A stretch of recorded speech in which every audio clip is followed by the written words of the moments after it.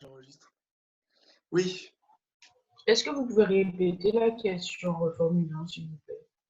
Alors, en fait, on est en train de, on a une puce, enfin, on pourrait n'importe quoi. On est en train de jouer à un jeu où la puce ici, elle saute d'une case ou de deux cases avec équiprobabilité. Et elle saute n fois. Donc, vous avez des cases numérotées. Bon, alors, je ne donne pas les numéros encore. Hein. Des cases numérotées. Et donc, elle avance petit à petit.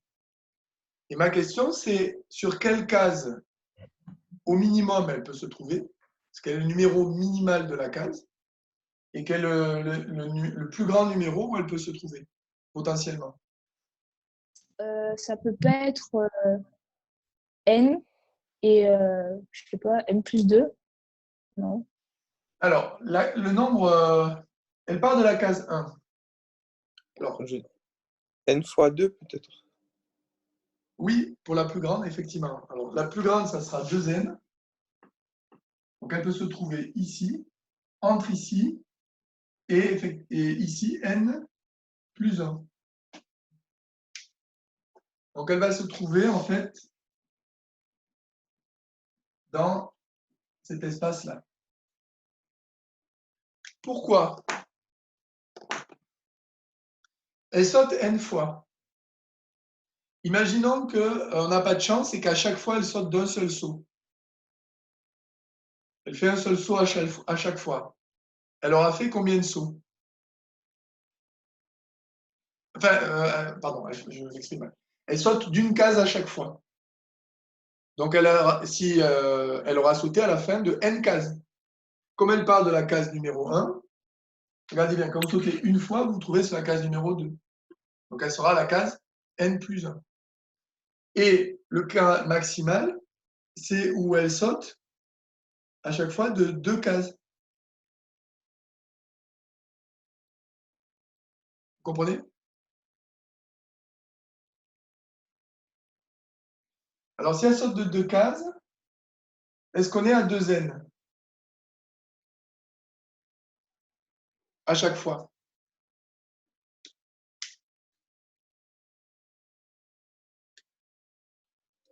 Euh, 2n plus 1, non? Peut-être 2n plus 1. Hein. On va y réfléchir. Alors, pour y réfléchir, on va. Donc là, ça, c'est notre cadre de travail. Vous aviez peut-être. Vous n'aviez pas vu ce truc-là? Bon, ça, c'est notre cadre de travail, c'est-à-dire, on va réfléchir sur deux choses. Le nombre de fois où elle saute d'une case. Et l'idée après, c'est d'utiliser une variable aléatoire classique pour étudier une variable aléatoire un petit peu plus compliquée, qui est celle qui va mesurer l'endroit où se situe la puce à la fin du jeu. J'espère d'ailleurs que j'ai.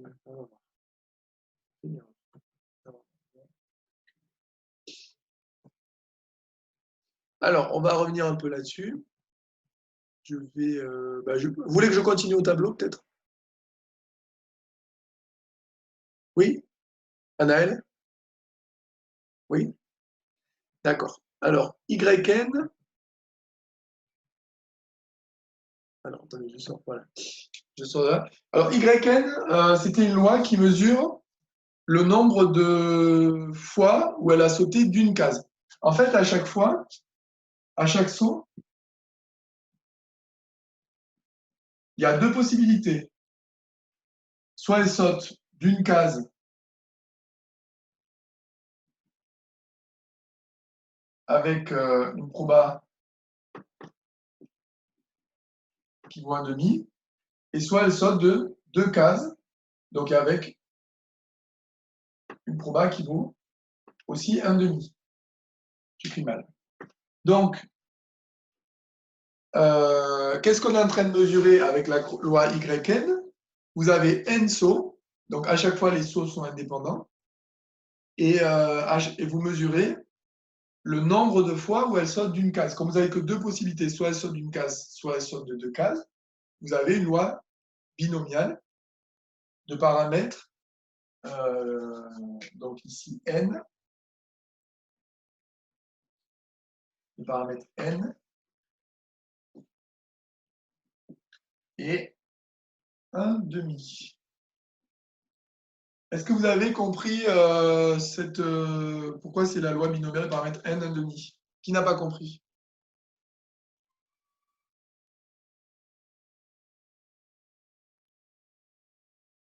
C'est bon? Voilà, donc à partir de là, on a toutes les caractéristiques de la loi.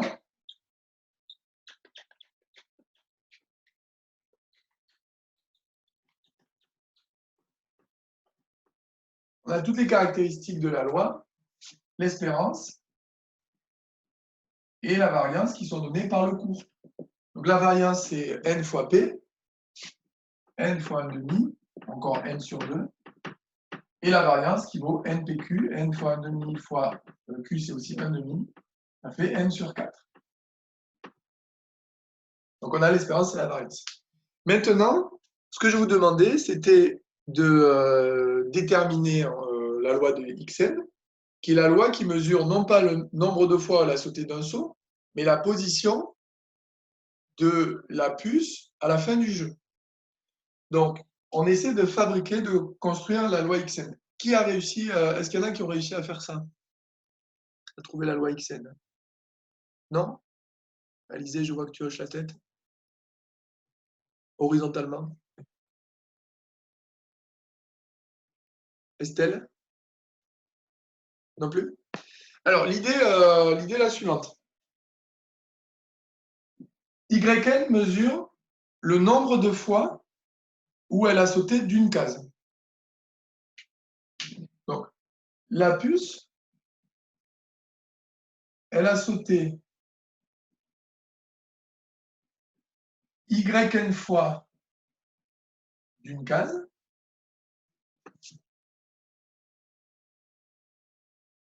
Et combien de fois de deux cases?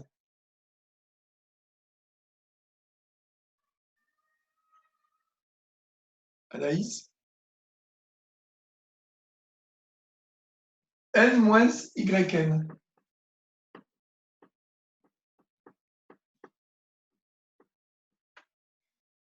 Pourquoi? Parce que elle saute n fois. Alors, prenons un exemple, vous comprenez. Imaginez, elle saute 10 fois. Elle saute 10 fois, et Yn mesure le nombre, la probabilité, enfin, c'est une variable aléatoire qui mesure le nombre de fois où elle a sauté d'une seule case. Par exemple, vous faites le jeu, Yn donne 3. Donc, il y a une certaine probabilité relative à ce résultat. Donc, elle a sauté 3 fois d'une case.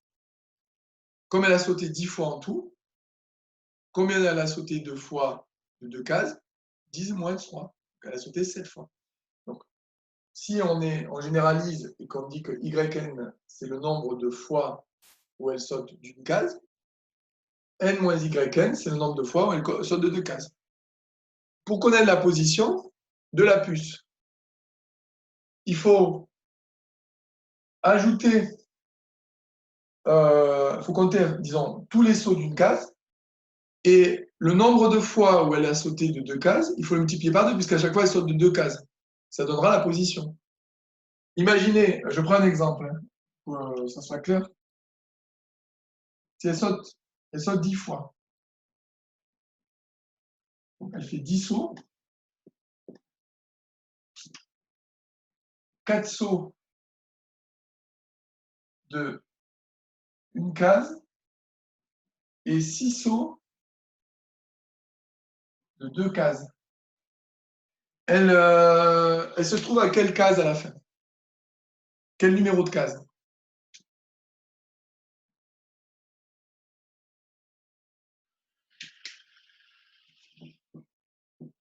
Je vous écoute. Peut-être 18. 2 fois 6, qu'est-ce que c'est quoi? Oui? La 16. 16, 18. Entre les deux, il y a combien? 17. 17, non? Oui. Le numéro de la case. Je parle du numéro de la case. Hein. On parle du numéro 1. Alors, à moins qu'elle soit numérotée, à moins que je sois. Attendez, est-ce qu'elle n'était pas numérotée à 0 la première case? Parce que je suis en train de vous dire ça, mais est-ce que je me suis en train de me demander si. Ça dépend du numéro de la première case. De Oui, 0. Ah non, non, elle était numéro. Oui, oui, oui, voilà. Ah ben oui, oui, d'accord. Ah ben je reviens lorsque. Je comprends pourquoi il y avait un bug tout à l'heure. Je me suis dit, c'est bizarre qu'il y ait un bug. Non, non, elle était numérotée à 0. Alors, je ne suis pas parti du bon numéro de 4. Effectivement, c'est 16. Pourquoi? Parce qu'on a deux sauts deux cases, 6 sauts de 2 cases. Donc ça fait 12 on saute de 12 cases. Et 4 sauts de 1 case, ça fait 4 cases. 12 plus 4, 16. Comme on commence à 0, effectivement, ça fait 7. Alors, je reviens sur le dessin. Je vous dis, je ne comprenais pas pourquoi j'avais un problème tout à l'heure. Et comme je n'ai pas l'énoncé devant les yeux, je ne me souvenais plus si on commençait à 0 ou à 1. Effectivement, si on commence à 0, c'est-à-dire c'est la première case, c'est 0. Estelle, je m'excuse, en fait, tu avais raison. J'avais mal fait mon dessin. Hein. C'est parti avec la case numérotée 1. Effectivement, si on saute n fois, ben, on se trouve la première case possible, c'est la numéro n, et la dernière case, c'est la numéro 2n. Puisque, effectivement, comme on saute n fois, mais qu'on commence à 0, premier saut, on est sur 1, deuxième saut, soit sur 2, soit sur 3, etc. On peut être aussi au premier saut sur 2. Donc, si on saute qu'une fois à chaque fois, on arrive à n, et si on saute à chaque fois 2 cases, maximalement, au maximum, on arrive à 2n. Ceci étant dit, alors j'espère que je ne vais pas embrouiller avec cette histoire de case initiale. Donc,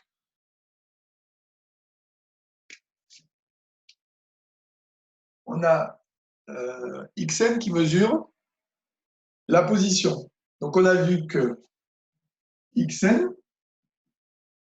c'est donc yn, c'est le nombre de fois où elle saute d'une case, donc yn fois 1, plus n moins yn, c'est le nombre de fois où elle saute de 2 cases, fois le nombre de fois 2, fois le nombre de cases où elle saute à chaque fois. Est-ce que ça vous comprenez ce résultat-là? Qui ne comprend pas? Moi. Anaïs?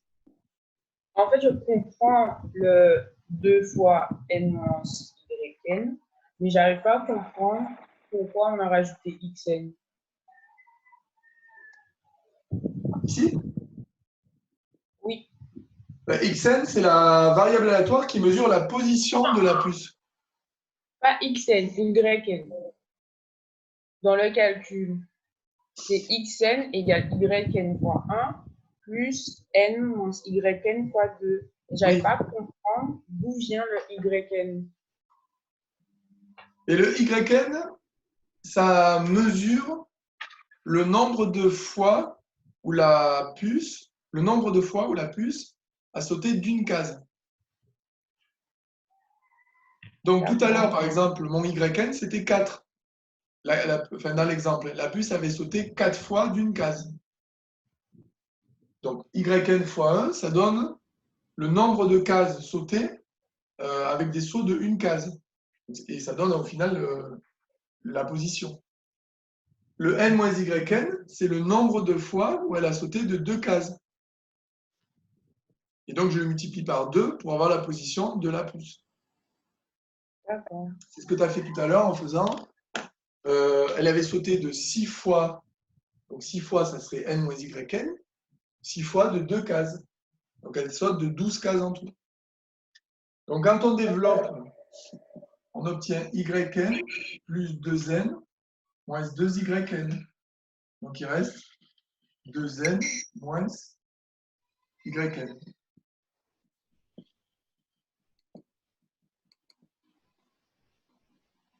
Donc ainsi, on a la nouvelle loi xn qui dépend de la loi yn. Donc ça, c'est une stratégie qu'on retrouve souvent au concours, c'est qu'on a une loi yn qui est une loi classique, et on va construire des lois plus compliquées L'intérêt, c'est qu'on va pouvoir utiliser tous les résultats qu'on a sur la loi binomiale. Donc la question suivante, je crois que c'était de donner l'espérance et la variance. Voilà, c'est ça. Donc, l'espérance.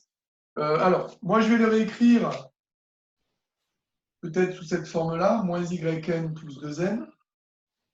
En fait, on utilise les résultats qu'on a vus ensemble, qui sont les suivants. Là, vous avez ici une relation, en fait, affine, c'est-à-dire vous avez xn égale AYN plus B. Non mais Clément, pourquoi tu t'appuies ça? Et puis au pire, c'est pas grave, genre si tu sens qu'on va leur prouver, ouais, ça arrête. Salut. Aïe! Oh, on m'entend, Coco, ça va? Okay. Qui parle là? Je vais mettre l'écran du coup. Ah, Salut!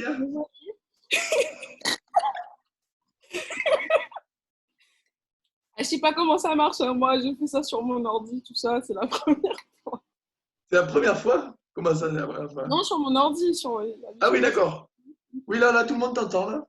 Ah, coucou, bon, bah, voilà, c'est moi, comme d'habitude. Ça va bien? Bon, oui, ça va, non? Je vous laisse, je vais pas rester là très longtemps, c'était juste, voilà. Ah si, reste avec nous quand même, hein? Allez, c'était l'animation de la journée.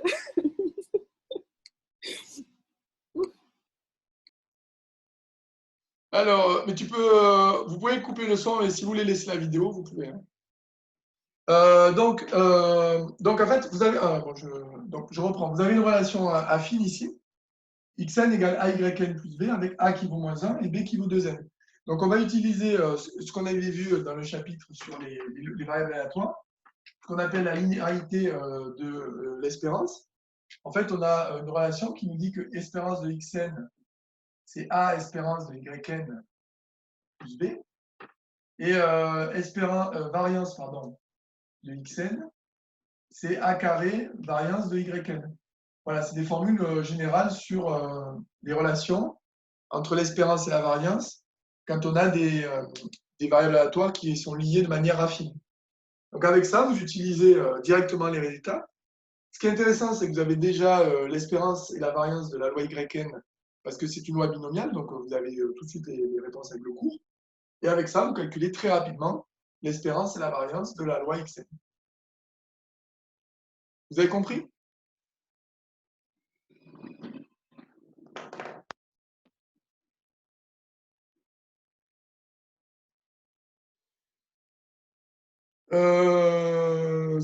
Vous m'arrêtez hein, s'il y a des problèmes. Donc, on était sur cet exercice. On va faire le dernier exercice, donc l'exercice 5.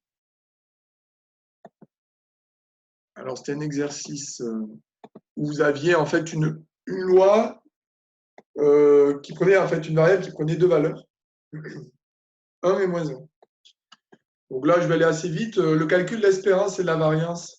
Bon, vous m'arrêterez si vous avez eu des difficultés. Il fallait utiliser ce qu'on avait vu dans le chapitre sur les variables aléatoires. X n'étant pas une loi classique, on ne peut pas utiliser de résultat du cours. Donc, on calcule l'espérance, hein, c'est K fois P de X égale K. Donc, P fois 1 et 1 moins P fois moins 1. Et pour calculer la variance, il faut utiliser la formule de Koenig-Huygens. Donc, il faut au préalable calculer l'espérance de X au carré. On vous proposait la question 2 de faire un changement de variable en posant Y égale 1 plus X sur 2. Et on s'aperçoit que, alors, pour faire le changement de variable, il faut voir quelles sont les valeurs qui sont prises par la variable aléatoire. Donc, si X égale 1, Y, ça vaut 1 plus 1 sur 2, ça fait 1 aussi. Et si X égale moins 1, Y vaut 0. Donc, la variable aléatoire, Y, elle prend deux valeurs, 0 et 1. Pour calculer les probabilités, P de Y égale 0, c'est P de 1 plus X sur 2 égale 0. puisque je remplace y par son expression. Le 2, si je le fais entre guillemets passer de l'autre côté, 2 fois 0, ça fait 0. Donc il me reste P de 1 plus X égale 0, ou encore P de X égale moins 1. P de X égale moins 1, je vois que ça vaut 1 moins P, d'après l'énoncé. Et P de Y égale 1, ben c'est le contraire. C'est l'événement contraire de Y égale 0. Et donc, c'est 1 moins P de Y égale 0. Et c'est 1 moins 1 moins P, c'est P. Donc, en fait, quand on regarde bien les caractéristiques de cette loi, on repère une loi de Bernoulli de paramètre P, puisqu'elle prend deux valeurs, 0 et 1, avec des probabilités P et 1 moins P. Voilà. Est-ce que vous avez des questions sur le TD? Est-ce que vous voulez qu'on revienne sur certaines parties? Talia? Moi, franchement, ça va. Ça va? Oui, ouais, ça va.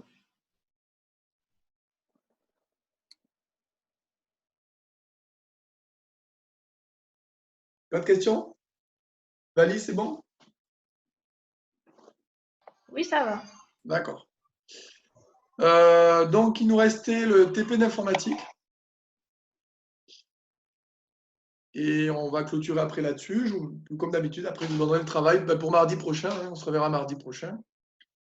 Donc là, on va faire de l'informatique. Il nous reste encore 7 minutes. Il faudra peut-être refaire une petite session. Essayez quand même de vous reconnecter, même si c'est de l'informatique. Je sais que j'ai vu que la dernière fois, j'avais perdu 7 ou 8 personnes entre-temps. L'informatique, je rappelle que c'est assez important hein, au concours. Alors, j'ai fait un TP sur la procédure function. Spécifiquement, c'est un peu un TP qui fait un peu une synthèse de tout ce qu'on a vu. J'ai construit ce TP-là l'année dernière parce que je me suis rendu compte qu'en compilant un peu les sujets de concours, il y avait souvent cette procédure function qui revenait. Donc, je me suis dit, on va travailler spécifiquement là-dessus pour bien être préparé. Vous voyez, les sujets de concours sont assez récents et s'appuient donc sur les procédures. Il restera un dernier TP d'informatique, après il restera le TP10. Hein, donc pour mardi prochain, vous terminerez le TP9. Et après, il nous restera le mois de juin pour finir le TP10. Donc là aussi en informatique, on aura bouclé tout le programme. Alors, bon, écrire le programme sous 6 notes et l'enregistrer, bon, ça c'était à vous de le faire. Hein. J'ai mis OK. Je vais vous demander de l'exécuter et d'essayer de voir un peu ce qui se passe et de voir comment il faut choisir un épée. Alors déjà, ma première question, c'est est-ce que vous avez compris comment il fallait exécuter ce type de programme? Non. Non?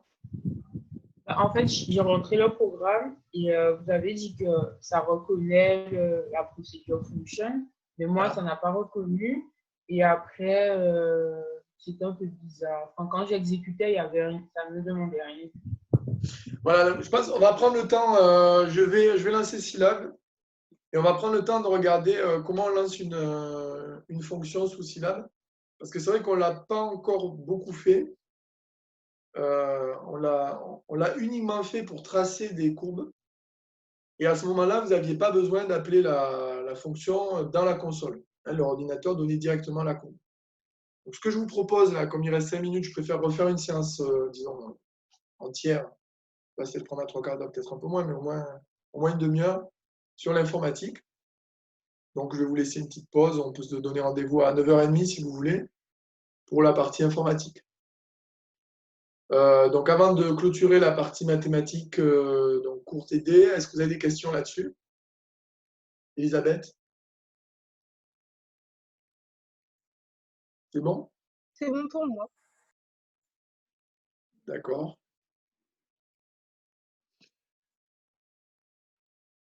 Bon, mais s'il n'y a pas de questions, ben, je vous dis, je reprogramme pour 9h30 la partie informatique. À tout de suite. On prend une petite récréation. Là. À tout à l'heure.